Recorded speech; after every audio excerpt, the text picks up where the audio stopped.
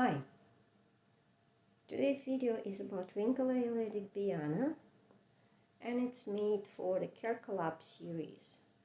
Collab series was invented by Ninja Orchids and it is a series of videos where few channels post videos about the care of the same plant that they have in common. So today about Rhyncholaelia digbyana will be few videos. One from Todd Tropicals, and he grows the orchids in sunny Florida. One from Diana, who grows orchids in indoors in New York City. One from Ninja Orchids from Spain. I think it's Mediterranean climate. And one from me in snowy, cold Canada. So just a disclaimer, I'm not an expert on camellias, and in fact, up until recent, I had really bad success with camellias. They wouldn't grow, they would sulk, and they would never bloom. But lately, it's changing. And so I wanted to share what I'm doing different now. And the result is right there. See? That's my Rhyncholaelia digbyana, and it's growing a bud. And the fact that I was able to achieve this bud tells me that probably I'm doing something right. Now here's why I think I have some success with this particular plant.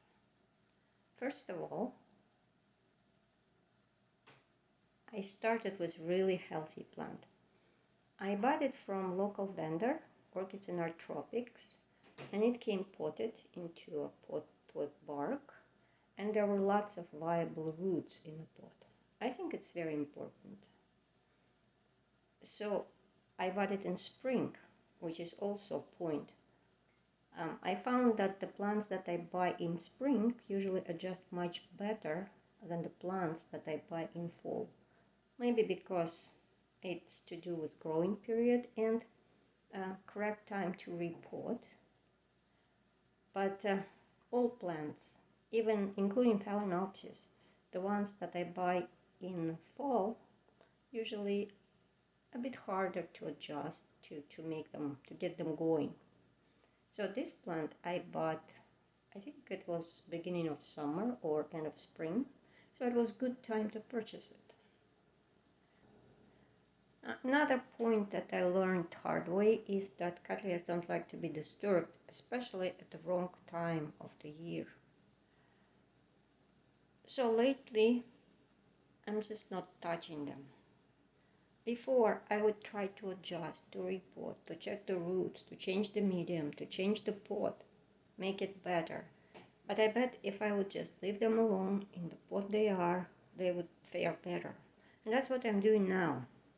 See, I potted this plant when I just got it last year, and I'm not gonna touch it this year. I'm gonna let it grow in this little pot.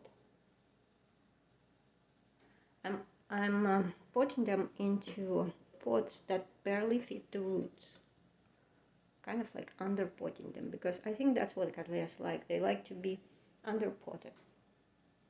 And like some of them are like seriously under-potted. Just to illustrate, this is my Cattleya ludemaniana that I got actually from Aquagenera and was totally rootless. Now this little pot is bursting with roots, and it grows these two new bulbs. See, this and this. And I'm not going to repot it this year. I'm not going to repot it until it blooms, because that's what I decided to try. Because I think that matters. They don't like to be disturbed, and they like to be underpotted.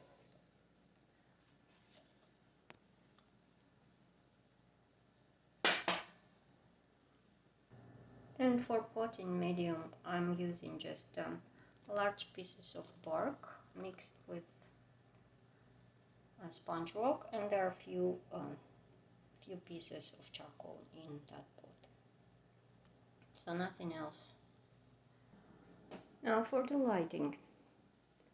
This plant was able to spike without any supplemental lighting here in gloomy Canada, which makes it really precious for me. It grows beside this window, which has kind of southeasternish exposure, and when the day is sunny, which is not now, sun comes here in the morning, and right now sun is pretty low, so this house blocking the sun early morning, so it comes here at around 10, but as sun will be getting higher, it will start here earlier. And for the springtime, when it gets higher, I put the mosquito net on this side. Otherwise, the plants will be burning. The sun will be strong. But as summer proceeds, the sun will be so high that it won't be getting too much in here. So I will remove that mosquito net. And so Rhyncholaelia digbyana did not need any artificial lighting here to spike, and yeah, it's getting the morning sun only. And here's the fertilizer that I use basically for all my plants. It's Dynagrow Orchid Pro liquid fertilizer, and it's urea free, which I don't know if it's important right now. 10 years ago it was all the ravings about it, but I don't hear anything about it now, so maybe it's not that important, but I just happen to like this fertilizer. It is liquid, and the thing is that my orchids don't dry all at the same time because they're put into different mediums. Some of them are rooted, some of them are in straight moss, see, which takes longer to dry. Some are in bark, so I don't have scheduled watering for my plants.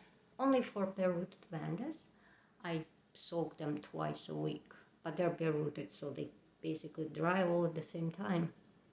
The rest of my plants are getting watered when they're dry, and I think it's important for Callias to let them really dry between waterings in here, especially in winter, to make sure that roots don't rot because it's colder.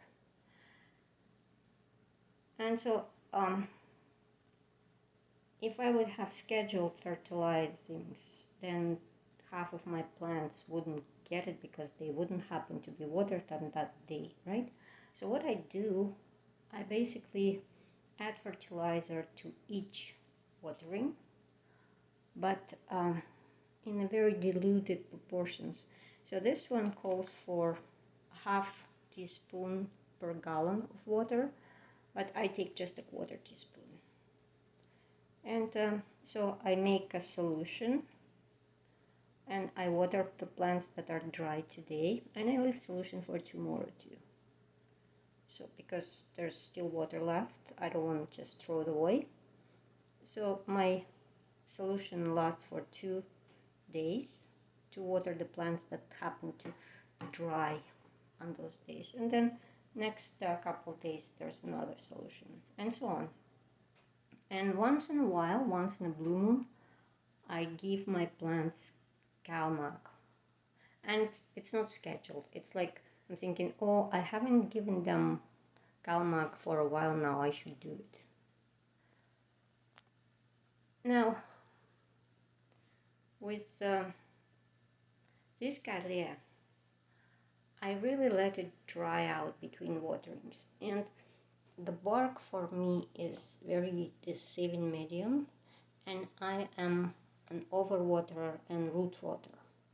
So any plant that is put it in bark, I put it in a see-through pot.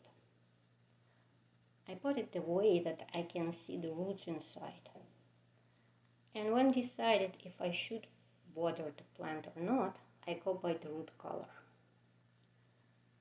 See, I check the root color, and if they're still green, it means it's not the time to water.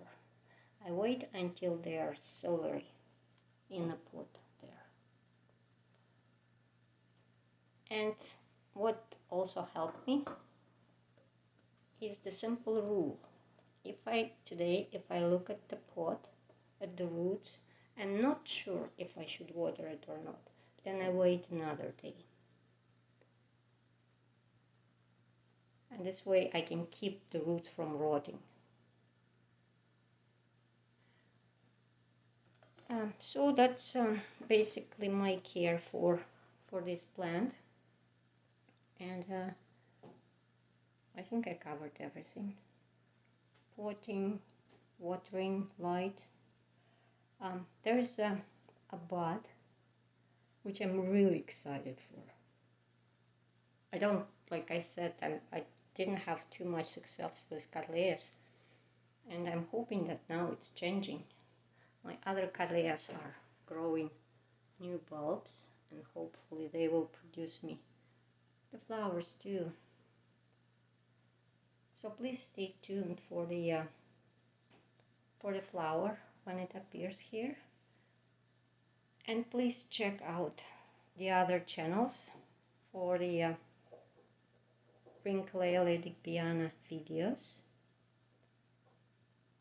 I think I listed them already: Tot Tropicals, Nicole Diana, and Ninja Orchids. And please consider to participate in this great series, Care Collab, because this way you can see different channels in different conditions doing different things to achieve basically the same result. So thank you for watching. Have a nice day.